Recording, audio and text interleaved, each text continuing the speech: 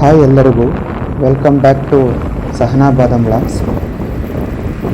ಬಿಸಿಲಿಗೆ ತಾಳಲಾರದೆ ಸ್ವಲ್ಪ ಹೊರಗಡೆ ಹೋಗಿ ಬರೋಣ ಅಂದ್ಕೊಂಡು ಹಿಂಗೆ ನಮ್ಮ ಸ್ನೇಹಿತರೊಬ್ಬರು ಬನ್ನಿ ನಮ್ಮ ಹೊಲ ಗದ್ದೆ ಕಡೆ ಹಂಗೆ ಸ್ವಲ್ಪ ಮಾವಿನಕಾಯಿ ಸ್ವಲ್ಪ ಚೆನ್ನಾಗಿ ಬಿಟ್ಟಿದೆ, ಬಂದ್ಬಿಟ್ಟು ಹೋಗಿ ಅಂತ ಹೇಳಿದ್ರು. ಹಾಗೇ ಹೋಗಿ ನೋಡ್ಕೊಂಬರೋಣ ಅಂತ ನಾನು ನಮ್ಮ ಪ್ರೊಫೆಸರ್ ಅವ್ರ ಜೊತೆಯಲ್ಲಿ ಹೋಗಿ ಸ್ವಲ್ಪ ಸುತ್ತಲೂ ಸುತ್ತಾಡ್ಕೊಂಬರೋಣ ಅಂತ ದೇವನಹಳ್ಳಿ ಕಡೆ ಹೊರಟ್ವಿ. ನೋಡಿ, ಇದೇ ರಸ್ತೆ, ದೇವನಹಳ್ಳಿ ಮತ್ತು ದೊಡ್ಡಬಳ್ಳಾಪುರಕ್ಕೆ ಹೋಗೋ ರೋಡು ಇದು. ಇನ್ನು ಇದೆಲ್ಲ ಚಾಲ್ತಿಯಲ್ಲಿ ಬಂದುಬಿಟ್ಟಿದೆ ಆಲ್ರೆಡಿ, ಬಟ್ ಇಲ್ಲಿ ಹಾಕ್ತಾರೆ ಎಷ್ಟೆಷ್ಟು ಸ್ಪೀಡ್ ಲಿಮಿಟು ಅದೆಲ್ಲನೂ ತುಂಬ ಸುಸಜ್ಜಿತವಾಗಿ ಮಾಡಿದ್ದಾರೆ. ನೋಡೋಕ್ಕೆ ಚೆಂದ ಈ ಮಾವಿನ ಹಣ್ಣನ್ನ ಈ ತೋಟದಲ್ಲಿ.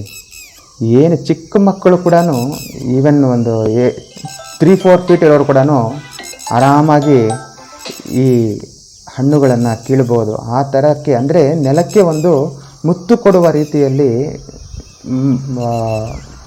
ಏನಂತಾರೆ, ಮರದ ತುಂಬಿ ತುಳುಕಾಡ್ತಾ ಇದೆ ಹಣ್ಣುಗಳು. ಈ ಥರದ ಒಂದು ಫಸಲು ನಾನು ಎಲ್ಲೂ ನೋಡಿಲ್ಲ ಆ್ಯಕ್ಚುಲಿ. ತುಂಬಾ ಚೆನ್ನಾಗಿತ್ತು ಅದು. ಈ ಬಿಸಿಲಿಗೆ ಏನು ಮಾಡೋದು ಅಂತ ಕೂತ್ಕೊಂಡಿದ್ದಾಗ ಇದು ಒಂದು ಆಪರ್ಚುನಿಟಿ ಅಂತ ಅಂದ್ಕೊಂಡೆ. ನೋಡಿ, ನಿಮ್ಗೆ ಕಾಣಿಸ್ತಾ ಇರ್ಬೋದು, ಈ ಪ್ರಕೃತಿಯ ಸೌಂದರ್ಯದ ಮುಂದೆ ಯಾರೇ ಆಗಲಿ ಮನಸ್ಸು ಸೋಲಲೇಬೇಕಾಗತ್ತೆ. ಹಾಗೆ ಇಲ್ಲಿ ಅನೇಕ ರೀತಿಯಾದಂತಹ ಪಕ್ಷಿಗಳ ಒಂದು ಕಲರವ, ಅದರ ಕೂಗೇ ಒಂಥರ ಹಿಂಪು. ನೋಡ್ತಾ ಇದ್ದರೆ, ಕೇಳಿಸ್ಕೊತಾ ಇದ್ರೇ ಒಂಥರ ಮನಸ್ಸಿಗೆ ಒಂದು ಆಹ್ಲಾದಕರ ಅನಿಸುತ್ತೆ. ಯಾಕೆ ಅಂದರೆ ಬೆಂಗಳೂರಿನಲ್ಲಿ, ನಾವಿರೋದು ಬೆಂಗಳೂರಲ್ಲಿ, ಅಲ್ಲಿನ ಒಂದು ಟ್ರಾಫಿಕ್ಕು, ಜನರ ಗಜಗುಳಿ ಅವೆಲ್ಲ ನೋಡಿ ಬೇಸತ್ತೋಗಿರ್ತೀವಿ. ಈ ಥರ ಒಂದು ಪ್ರಕೃತಿಯ ಸೌಂದರ್ಯ ನೋಡ್ತಾ ಇದ್ದರೆ ಮನಸ್ಸಿಗೆ ಒಂದು ಆನಂದಕರ, ಉಲ್ಲಾಸಕರ, ಎಷ್ಟು ಸಂತೋಷ ಆಗುತ್ತೆ ಅಂದರೆ ಈ ಹಣ್ಣುಗಳನ್ನು ನೋಡ್ತಾ ಇದ್ದರೆ ತುಂಬಾ ಒಂದು ಪ್ರಕೃತಿಯ ಒಂದು ಸೌಂದರ್ಯ ನೋಡಿ ನಾವು ಅದಕ್ಕೆ ತಲೆ ಬಾಗಲೇಬೇಕಾಗತ್ತೆ. ಪ್ರಕೃತಿಯ ಸೌಂದರ್ಯವನ್ನು ನೋಡ್ತಿದ್ರೆ ನನಗೊಂದು ಡಾಕ್ಟರ್ ರಾಜ್ಕುಮಾರ್ ಅವರ ಹಾಡು ಜ್ಞಾಪಕಕ್ಕೆ ಬಂತು ಸ್ನೇಹಿತರೆ. ಇಂಥ ಸೌಂದರ್ಯ ಕಂಡೇ, ಈ ಸಾಂಗು ಜ್ಞಾಪಕ ಬಂದ್ಬಿಡ್ತು ಸ್ನೇಹಿತರೆ. ಗಸಗಸೆ ಹಣ್ಣಿನ ಮರ ಸ್ನೇಹಿತರೆ, ಯಾರಾದರೂ ತಿಂದಿದ್ರೆ ಕಾಮೆಂಟ್ ಮಾಡಿ.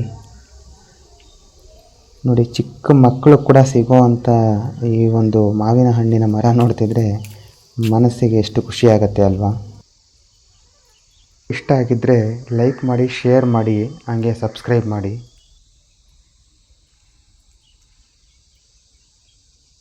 ಹಾಗೆ ನಾವು ಸ್ವಲ್ಪ ಊಟದ ಸಮಯನೂ ಬಂತು. ಹಾಗೆ ಅಲ್ಲಿಂದ ನಾವು ಸ್ವಲ್ಪ ಮುಂದೆ ತೆರಳುತ್ತಾ ಒಂದು ಊರು ಸಿಕ್ತು, ದೊರೆಕಾವಲು ಅಂತ, ಆನ್ ದಿ ವೇ ಅಲ್ಲಿ. ಇಲ್ಲಿ ನಾಗದೇವತೆಗಳಿರುವಂಥ ದೇವಸ್ಥಾನ ಕಾಣಿಸ್ತು, ತುಂಬ ಚೆನ್ನಾಗಿತ್ತು. ಅಲ್ಲೇ ಕೂತ್ಕೊಂಡು ಆ ತಣ್ಣನೆಯ ಗಾಳಿಯಲ್ಲಿ ಊಟ ಸಾಗಿದ್ವಿ. ಅಲ್ಲಿಂದ ಹಾಗೆ ಊಟ ಮುಗಿಸ್ಕೊಂಡು ಹಂಗೆ ಮುಂದೆ ಸಾಗಿದ್ವಿ ಮನೆಗೆ ಹೋಗೋಣ ಅಂತ.